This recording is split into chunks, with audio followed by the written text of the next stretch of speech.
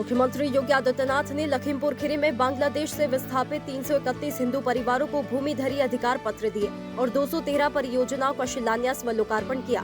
साथ ही मुख्यमंत्री आवास योजना के लाभार्थियों को उनके आवास की चाबियां दी गई। यह कार्यक्रम केवल अधिकार प्राप्त करने का आयोजन मात्र नहीं है, यह अधिकार से आत्मनिर्भरता और आत्मनिर्भरता से आत्मसम्मान तक की एक ऐतिहासिक यात्रा है।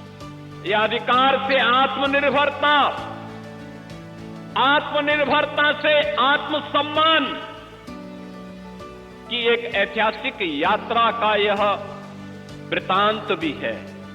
मुख्यमंत्री योगी आदित्यनाथ ने कहा कि इस क्षेत्र में थारू जनजाति के 300 से ज्यादा महिला स्वयं सहायता समूह काम कर रहे हैं। प्रत्येक समूह को डबल इंजन सरकार 30,000 का रिवॉल्विंग फंड और 1.5 लाख का कम्युनिटी इन्वेस्टमेंट फंड उपलब्ध करा रही है। डबल इंजन सरकार का संकल्प है कि दलित, वंचित, वनवासी और जनजाति बंधुओं को उनका अधिकार मिले। और मैं चाहूंगा कि यहाँ पर चंदन चौकी और उसके आसपास भी आप कुछ ऐसा व्यवसाय खड़ा करिए जिससे इन थारू लोगों के लिए भी एक आत्मनिर्भरता की और इनके द्वारा जो स्वयंसेवी समूह संचालित हो रहे हैं उसको हम उसके साथ जोड़ करके। मुख्यमंत्री योगी आदित्यनाथ ने कहा कि गोला गोकर्णनाथ में भगवान देवाधिदेव महादेव का भव्य कॉरिडोर बनेगा और एक नया तीर्थ विकसित होगा।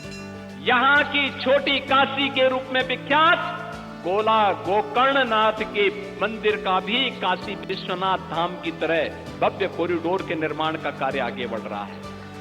मुख्यमंत्री योगी आदित्यनाथ ने कहा कि थारू जनजाति के लोगों पर समाजवादी पार्टी की सरकार ने मुकदमे दर्ज करा दिए थे।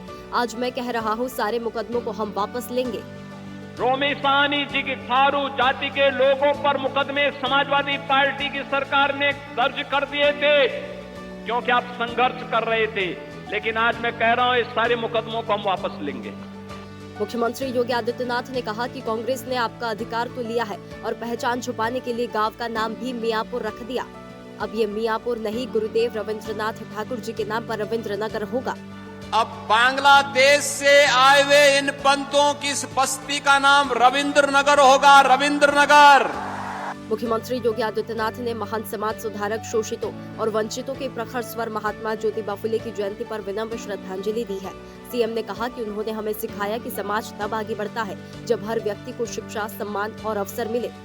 मुख्यमंत्री योगी आदित्यनाथ ने कहा कि आज उत्तर प्रदेश की बेटियां केवल घर का आंगन ही नहीं बल्कि प्रगति का आकाश भी रोशन कर रही है। प्रधानमंत्री के यशस्वी मार्गदर्शन में मातृशक्ति का सशक्तिकरण डबल इंजन सरकार का दृढ़ संकल्प है।